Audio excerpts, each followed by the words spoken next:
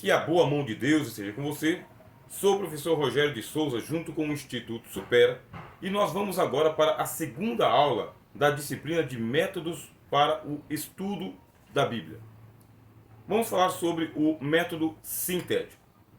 Você lembra que eu acabei de ensinar de que no método analítico nós vamos muito devagar, selecionando uma parte do texto e aquela parte a gente vai trabalhando ela parte por parte, palavra por palavra, sentença por sentença, versículo por versículo. É analítico. No método sintético, o que é que nós queremos? Nós queremos ter uma visão panorâmica de um texto bíblico ou de um livro das Escrituras. Vamos supor que você pegue ali o livro de Jó. É um livro extenso, muito extenso. Se a gente for fazer o método analítico, vai demorar bastante tempo até você começar no primeiro até o último capítulo. Vai produzir uma obra monumental. E esse aí é o objetivo da teologia, é estudar toda a palavra de Deus. Agora, existe esse outro método que é o sintético, que eu também vou estudar o livro de Jó. Só que não palavra por palavra, não sentença por sentença, não versículo por versículo, mas seções. Todo o livro de Jó, ele tem seções. Você tem o preâmbulo, aonde é apresentado ali a cena, a entrevista que acontece entre Deus e Satanás, as provações que acontecem com Jó. Depois tem as sessões dos discursos de Jó. Depois as sessões dos discursos dos amigos de Jó. E por fim, você vai ter a entrevista entre Jó e Deus. Você tem que encontrar essas sessões dentro do livro. E depois que você fizer esse encontro, que você fizer esse estudo mais panorâmico, não no detalhe, mas no panorama, você vai fazer o quê? Você vai criar uma espécie de organograma ou de mapa mental, também chamado de mapa conceitual. Qual que é a ideia? É de você olhar numa página estática, parada, e ali de uma maneira sintética, numa olhada só, você ver os mais de 40 capítulos do livro. Aí você vai perceber, capítulo 1 e 2 é assim, capítulo 3, 4, 5 é assim, 6, 7, 8, 9, 10 é assim, e você vai montando panoramicamente todo o seu estudo. Isto que é chamado de método sintético. É você sintetizar. Pode ser feito com todos os livros da Bíblia. Gênesis, Êxodo, Levíticos, Números, Deuteronômio, portanto, todo o Pentateuco. Ah, eu quero ter uma vista panorâmica do Pentateuco. Como que eu faço? Uso o método sintético. As Bíblias de estudo, elas são muito boas para esse tipo de recurso. Por quê? Porque elas já são chamadas de Bíblias de estudos, por estudiosos, homens que se dedicam uma vida só para isso. Que significa? Você não está partindo do zero. Não precisa partir do zero. Nós não estamos no primeiro século, onde não havia um Novo Testamento. Nós já estamos no século XXI. Muitas águas já rolaram debaixo dessas pontes e a Academia dos Filhos de Deus, isto é, de todos os estudiosos da Palavra de Deus, já produziu uma monumental biblioteca com recursos para que você possa ter melhor compreensão sobre os oráculos de Deus. Utilize o método sintético. Monte a sua biblioteca. Tenha concordâncias, dicionários, léxicos, comentários, gramáticas. Seja assíduo nas palestras, nos estudos, nos seminários, nas conferências. E não esqueça de sempre manter à mão o seu bloco de anotações. Ele é muito importante. Ora, se você acha que o livro de Jó é muito difícil, o livro de Isaías também é muito difícil. O livro de Ezequiel também é muito difícil. Vamos para os livros mais familiarizados: Mateus, Marcos e Lucas. Esses três nós estamos mais familiarizados. Entre as cartas do apóstolo Paulo, pegue as cartas mais curtas: 1 Tessalonicenses, 2 Tessalonicenses, carta aos Gálatas, carta aos Efésios, carta aos Filipenses. São cartas mais curtas. Existe ali um grau de complexidade nas doutrinas de Paulo, Mas se você começar a fazer esse método de estudo sintético, quando você terminar as 13 cartas de Paulo, você vai estar aí com corpos paulinos em mãos. E a sua memória vai agradecer bastante. A sua memória precisa deste recurso. Chama-se minimoteca. É uma folha onde você vai ter ali todo o panorama dos livros da Bíblia por tema. Qual que é o tema do livro inteiro? Qual que é o tema do capítulo tal até o capítulo tal? Qual que é o tema que termina o livro? Tem algum tema ali que ele está meio fora, que ele não é muito bem tratado? Utilizando-se o método de estudo sintético, a visão panorâmica das escrituras vai te auxiliar muito quando você estiver ministrando. Alguém vai te convidar, vai passar um tema para você. Pode ser um congresso, um seminário, uma conferência, um simpósio, uma pregação avulsa. Você fazendo isso, aí esse seu arcabouço de estudos vai ser extraordinário. Ah, mas eu gostaria de conhecer no detalhe. Método analítico. Se depois que você montou o mapa sintético, aí você vai ali no detalhe e vai aprender a montar os mapas analíticos, ponto por ponto. Vai na gramática, vai no léxico, vai na etimologia, vai nas versões comparadas. Mas aí é muito mais demorado. É um trabalho de porte acadêmico. Ao lado do método de estudo sintético, existe também o método de estudo temático. Qual que é a ferramenta que você utiliza para fazer um estudo temático? Concordância bíblica é extraordinária. Essa é a ferramenta. A concordância bíblica e também o dicionário bíblico. Toma cuidado para você não confundir entre dicionário bíblico e dicionário teológico. São diferentes. Porque no dicionário bíblico, geralmente, você vai ter ali um autor junto com seus cooperadores, que são enciclopedistas, homens que estudam o texto e vão trazendo verbete por verbete da Bíblia, qual que é o conceito, o significado, a evolução histórica e todo o arcabouço que está ali em volta. Num dicionário teológico, você pega o tema e diversos autores, eles ali são arrolados com seus artigos, com seus ensaios, com seus comentários. Tem diferença entre dicionário teológico e dicionário bíblico. Para o estudo temático, o que eu recomendo? Primeiro, concordância. Tanto você pode ter a sua concordância impressa, que é extraordinário. As bíblias de estudo, que eu já falei aqui, elas também trazem lá no final uma série de palavras que com seus temas agrupados e os versículos que falam daquele tema. Excelente também. Mas nós estamos aí na era digital. E na era digital nós temos sim as concordâncias que elas são online. O que é bom é que você vai ter uma série de palavras ali e a possibilidade de consultar aqui e acolá em diversos sites. Como que você vai fazer o seu estudo temático? Primeiro, você tem que definir qual é o tema que você vai estar estudando. Exemplo, a santidade de Deus. Quando você colocar a palavra santidade lá no buscador, ou você ir no dicionário, ou você ir na concordância, uma lista de versículos de ponta a ponta vão saltar diante de você. Por quê? Porque a santidade de Deus está de capa a capa das Escrituras. Todos os livros da Bíblia falam sobre a santidade de Deus. Alguns de uma maneira direta e outros de uma maneira indireta. Você pega Gênesis capítulo 1 e está escrito assim: e o Espírito de Deus se movia sobre a face das águas. Você sabe que o Espírito de Deus é o Espírito Santo.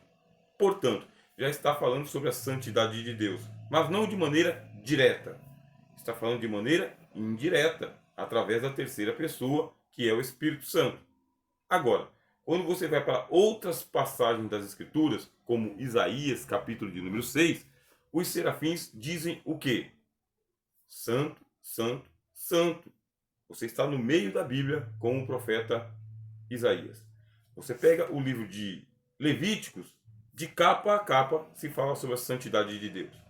Você pega o livro de Ezequiel E o livro de Ezequiel também fala sobre a santidade e a majestade de Deus.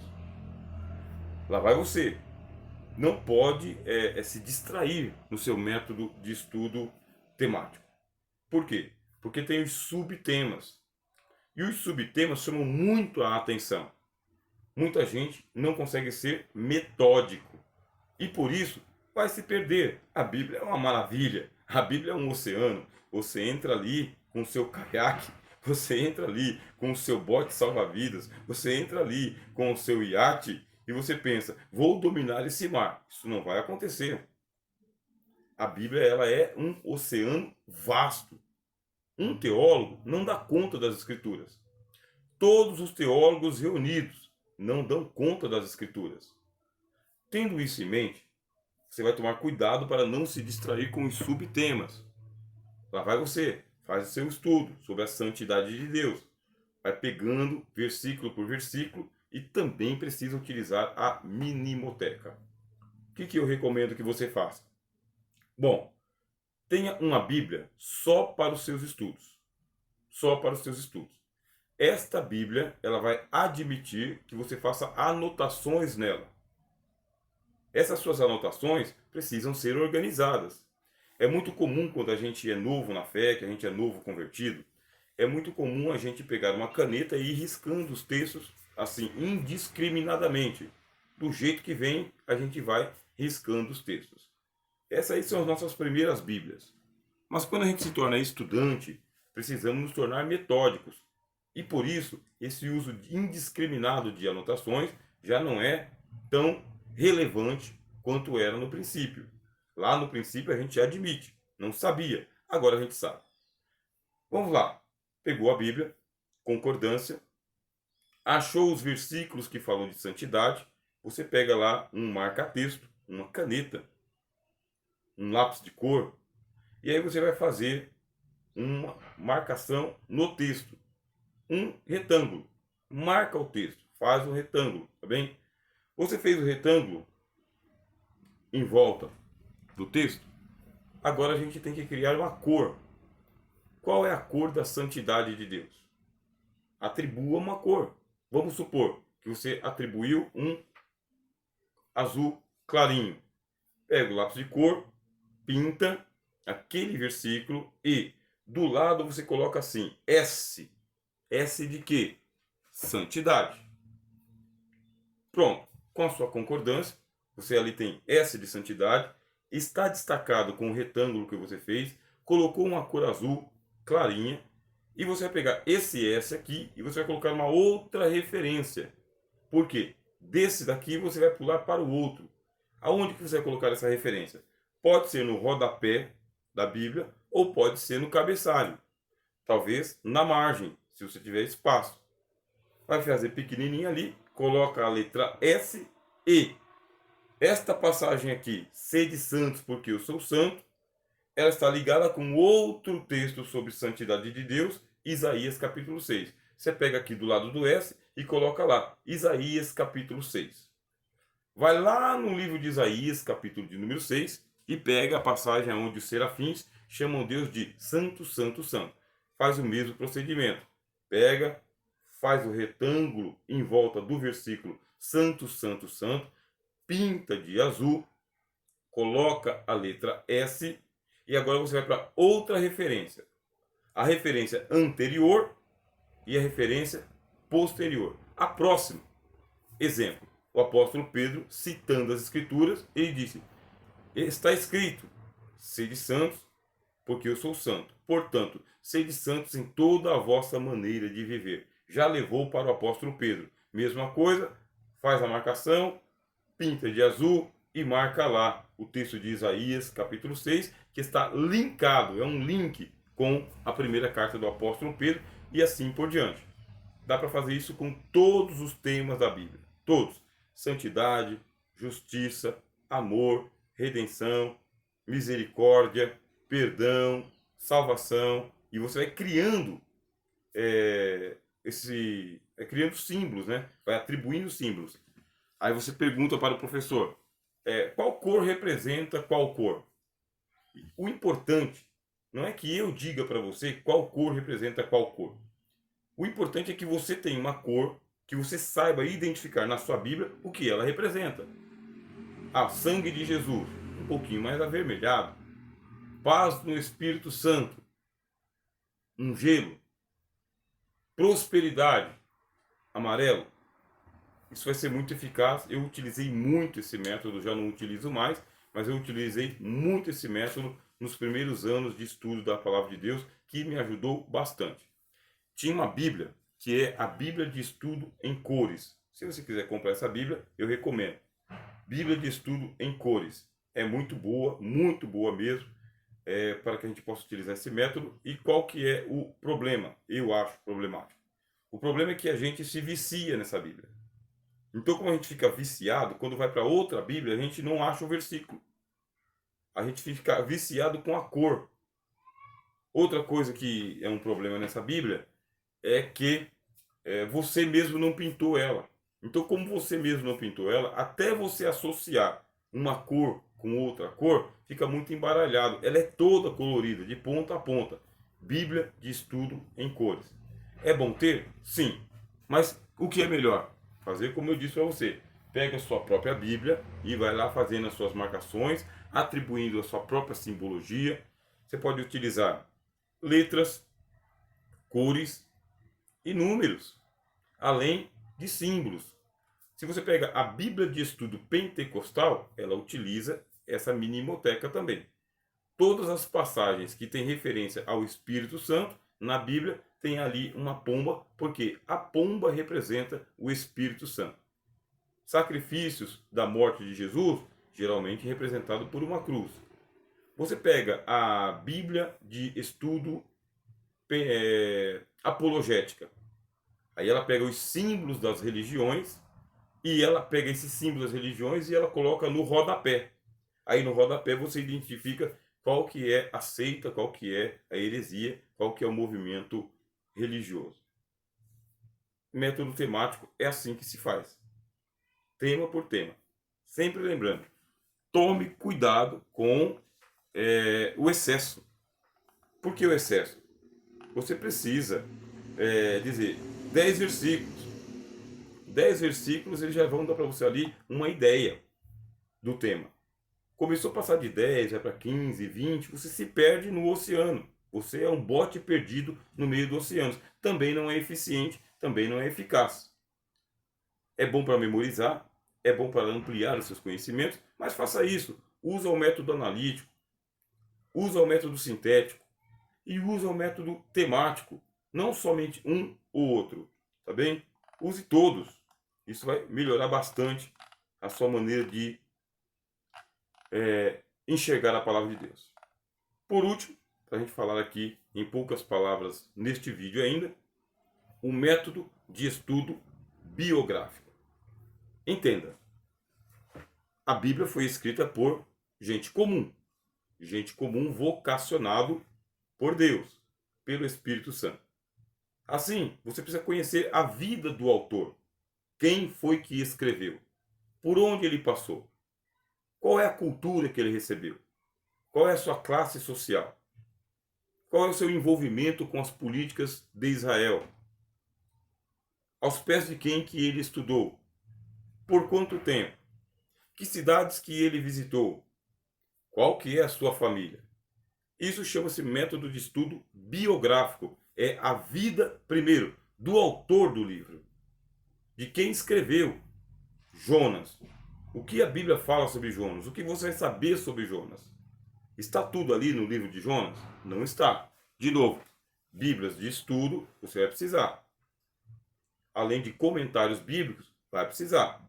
E agora vai precisar também de outro recurso chamado Enciclopédia de Bíblia. A Enciclopédia de Bíblia ela é muito vasta, porque quem ali escreveu são doutores em teologia, PhDs, PhDs, DD, doutor em divindade. São philosophic doctors, theologic doctors, doutores. E eles tiveram muito trabalho para encontrar as informações. Você vai ali nos 4 capítulos de Jonas, você não tem essas informações. Precisa, mais uma vez, fazer o seu investimento para ter acesso a essas informações. A internet vai ajudar bastante você, mas eu valorizo muito e recomendo que você monte a sua biblioteca doméstica. Se você tiver um escritório, muito melhor assim. Assim você conseguirá ali montar uma biblioteca bem mais robusta.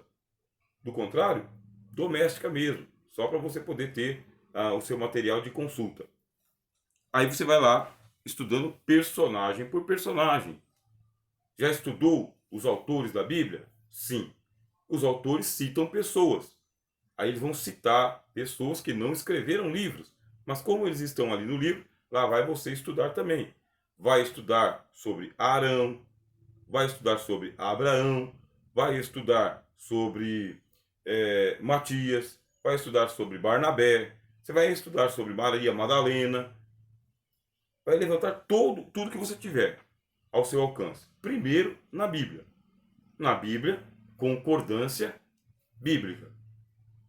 Na Bíblia, dicionário bíblico. E depois você vai para os comentários. Depois você vai para as enciclopédias. Depois você vai para os artigos. Muitos teólogos escrevem muitos artigos e disponibilizam em PDF nas plataformas. Vá atrás. Nessa noite você resolveu que vai pregar sobre Judas Iscariotes. Perfeito. Antes de falar sobre Judas Iscariotes, faça essa pesquisa. Usa o método temático e você lá coloca assim, ó, a vida de Judas. Tudo sobre Judas. E vai criando os quadros. Você vai juntar o método biográfico junto com o método temático. E além desse método temático, você vai utilizar ali o método sintético também. Você está conjugando um com o outro. E por que sintético? Porque numa só folha você vai ler lá a vida de Judas, as referências e as obras que falam sobre. Coloca tudo isso aqui na sua memória e sucesso. Vai ensinar, vai pregar, vai montar o teu seminário. Um amplo domínio das escrituras. Estude tudo que você puder sobre a vida dessa pessoa. O ministério de Eliseu, olha só que importante, o ministério de Isaías, o profeta Daniel. E você vai ouvir muita gente inventando histórias. Por que inventando histórias? Porque só leu na Bíblia, deduziu, e ele vai inventar histórias sobre aquele personagem. Que isso não aconteça com você. Tenha um pouco mais de paciência, estuda um pouco mais, para que você não fique só reproduzindo o que muitas vezes ali é resultado de uma preguiça intelectual de uma outra pessoa. Quando alguém falar, nos tempos antigos, era assim, nos tempos antigos, as mulheres, nos tempos antigos, os apóstolos, geralmente ninguém cita a fonte. Tempos antigos. E com isso aí, muito fake vai passando. Muitas falsas informações vão passando. Como saber? Ora, se você é um estudioso, quando alguém citar uma fonte, você pode ir na fonte. Mas se ele não citou na fonte, cita a referência e vá atrás da referência. Em algum lugar tem que estar essa informação. Não é possível. Não é possível que nenhum autor não falou deste assunto. E estou falando do personagem, ele viveu em algum lugar, não foi? Portanto, conhecimento de geografia bíblica. Ele viveu em alguma época, portanto, conhecimento dos costumes daquela região. Onde que está isso? Olha aqui, eu tenho um livro aqui e a Bíblia tinha razão. Esse aqui foi um dos primeiros livros que eu li de arqueologia das escrituras. E a Bíblia tinha razão. Eu perdi esse livro e ganhei de uma das nossas irmãs que é aluna. Então ela me passou esse livro, aí eu agradeci muito a Deus porque eu recuperei. Fora isso, tem outros materiais de arqueologia. Onde que estão essas informações? Muitas vezes, os cientistas que estão ajudando a gente a compreender a história, portanto, a biografia de muitos deles não estão a serviço da teologia, mas da ciência secular. Antropologia, arqueologia, paleontologia, geologia, astronomia, engenharia, direito, psicologia.